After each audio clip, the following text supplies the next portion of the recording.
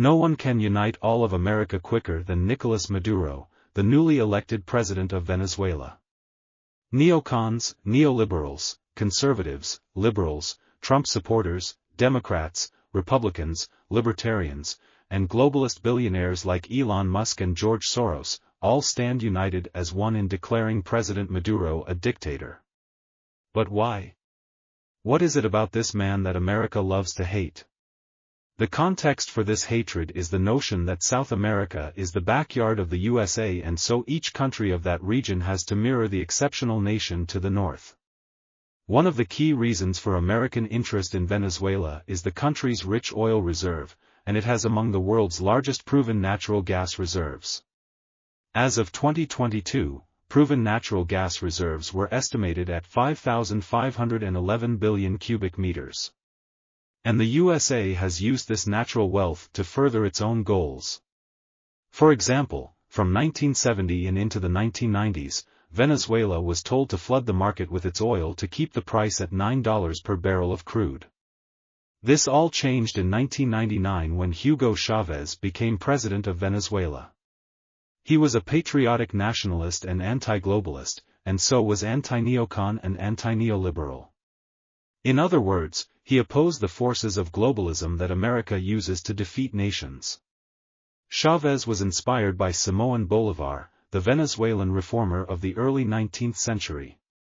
Bolívar advocated for pan-Hispanic unity, which promoted cooperation and integration among Latin American countries.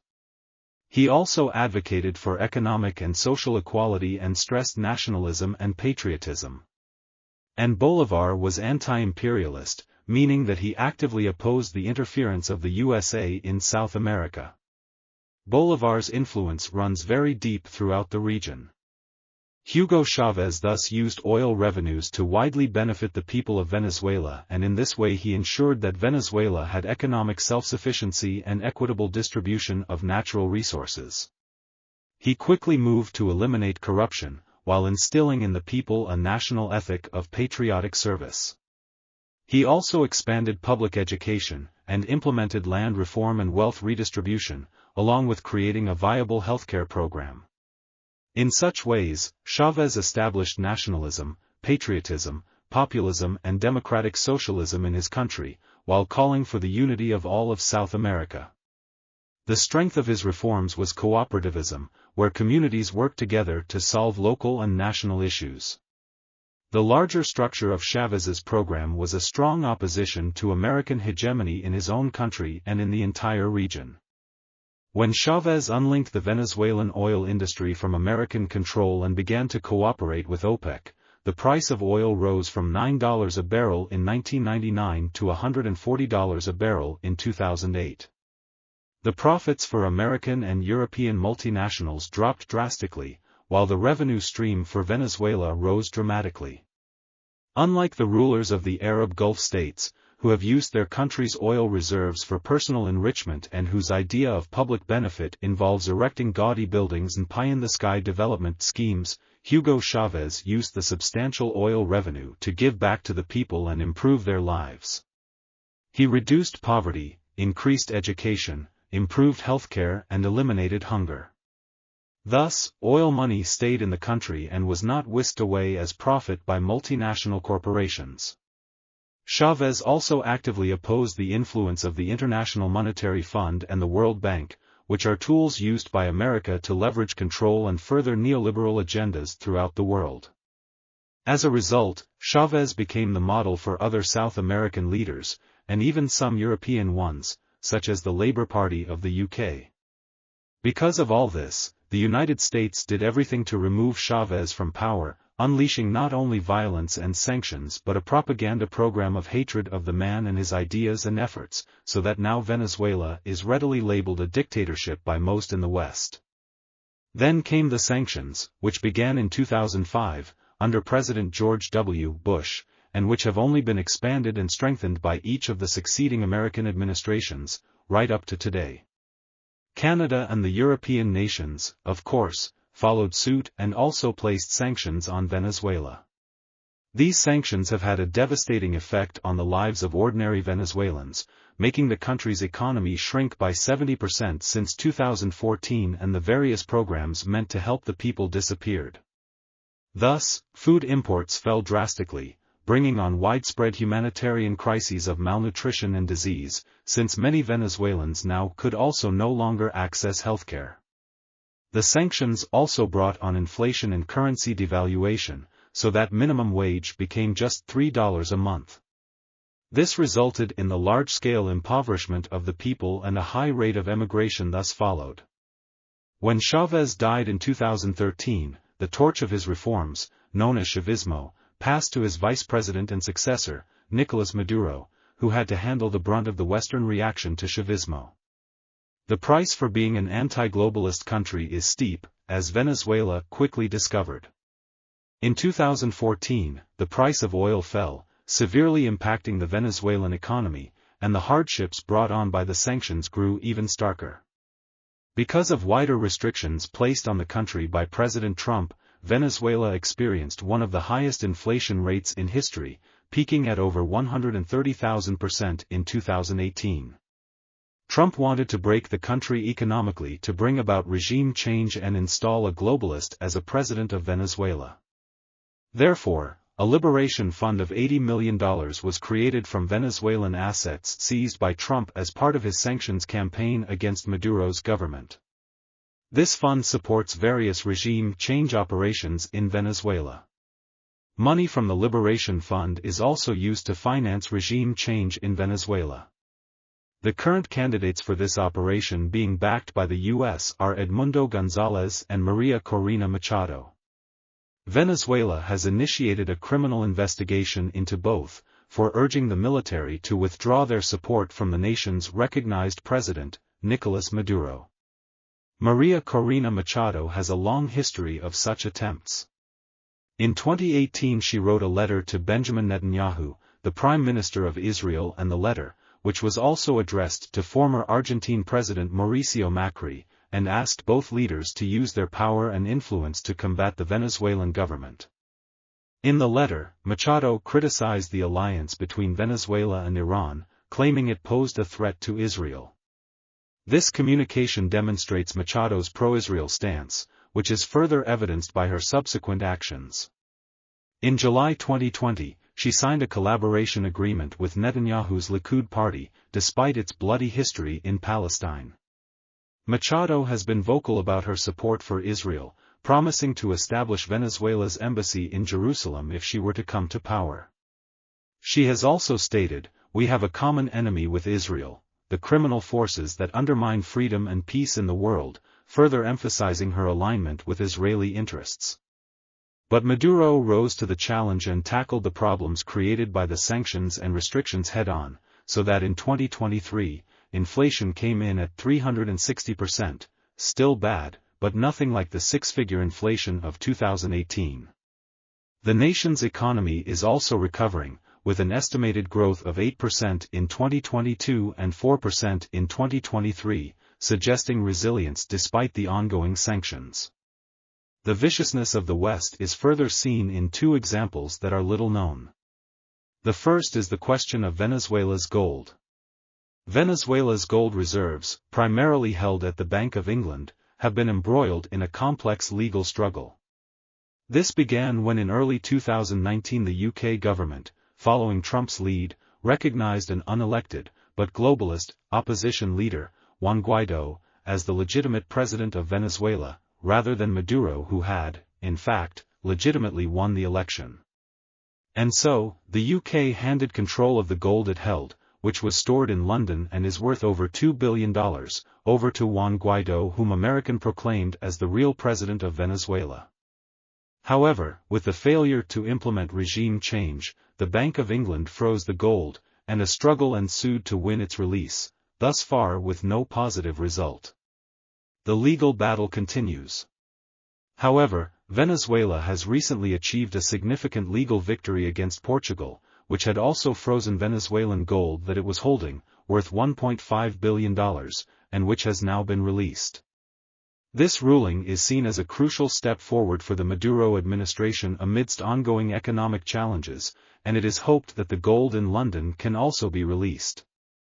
The recovered gold will be used to support a United Nations-managed fund aimed at providing essential services such as healthcare and education in Venezuela, leveraging previously inaccessible resources for public benefit. This development is part of a broader effort by the Venezuelan government to regain control over frozen assets and address the country's dire economic situation, all the result of Western sanctions. The second example is the bounty that the U.S. has placed on President Maduro. Something never done before to a sitting president of any country. The bounty was placed by Trump in March of 2020. The bounty is for $15 million and is based on alleged accusations, ranging from corruption to conspiring with drug cartels to bring cocaine into the United States. These charges are spurious and simply an international version of lawfare to implement regime change. It is curious that Trump would do this, being a victim of lawfare himself. But such is the animosity that has been contrived against Maduro by the U.S. The fake news constantly produced about him is a topic all its own. Despite all these difficulties, Nicolas Maduro refused to abandon the ideals of Chavez and continued to oppose globalism and U.S. hegemony and further the cause of nationalism and patriotism. He has much support in South America, despite relentless American propaganda. The recent elections in July of this year, 2024, in which Maduro won a third mandate for being president, is again being contested by the USA, even though there were international observers, including Americans, who all said that the elections were fair and that there is no basis whatsoever for the American government's charge of election fraud. The American favorite, Edmundo Gonzalez, is simply the frontman for Maria Corina Machado, who is the current instrument of American regime change efforts. The plan was to get the 80-year-old Gonzalez in as the president, while his strings would be pulled by Machado and all her masters, as she herself has been banned from holding public office in Venezuela for her efforts to bring in foreign armies to overthrow Maduro. Maria Corina is backed by the National Endowment for Democracy and the U.S. government. Her globalist credentials run deep. Once again, a regime change effort in Venezuela has failed. Perhaps one day the U.S. will learn to follow a different path, one of cooperation and friendship with the people of the world, rather than the failed policy of domination and intimidation, which has brought so much misery, suffering and death. The world needs and demands this change.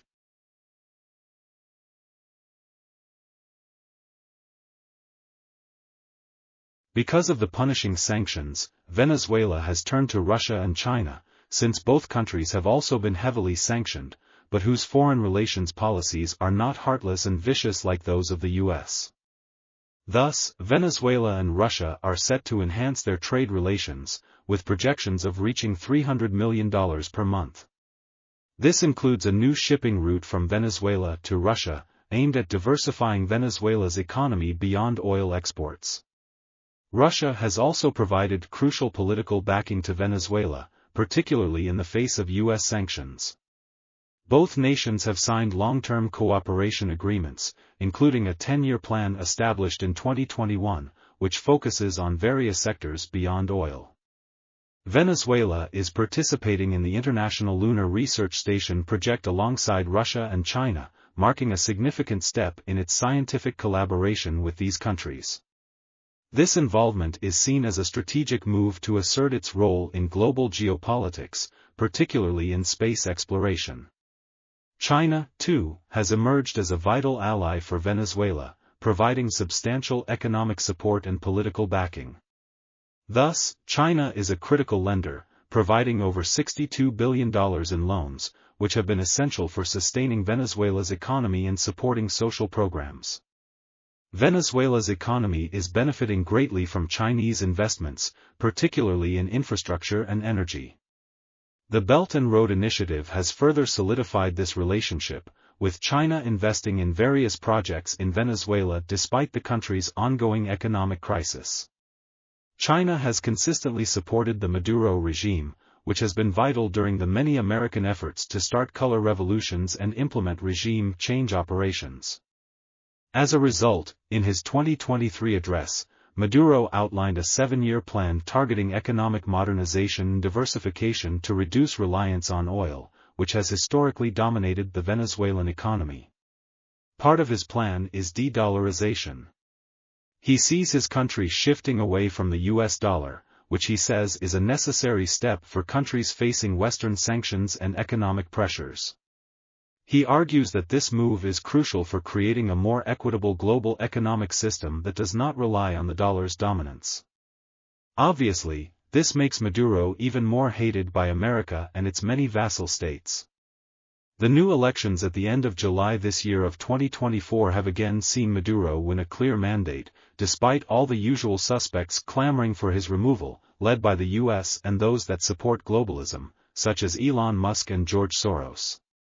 This time, the US is proclaiming an 80-year-old Edmundo González Urrutia as the real president of Venezuela. González is actually the frontman for Maria Corina Machado, who is the real power behind him. But she was banned from holding public office in Venezuela because of fraud and corruption. Maria Corina is backed by George Soros and his National Endowment for Democracy organization, as well as by Elon Musk and the US government. Both González and Maria Corina seem to be clones of the Biden-Harris team, curiously enough, for that is what they will be, should US succeed in its nefarious plotting. Thus, all the usual globalists are trying hard to get rid of President Maduro so they can install their puppet in Venezuela. It's likely that this effort, like all previous efforts, will fail, and Venezuela will continue its pivot towards multipolarity and eventual membership in BRICS. President Maduro is a survivor, and he will get through this latest regime change attempt. The loser will be the US, since de-dollarization will continue, and both Russia and China will have a solid footing in a resource-rich South American nation.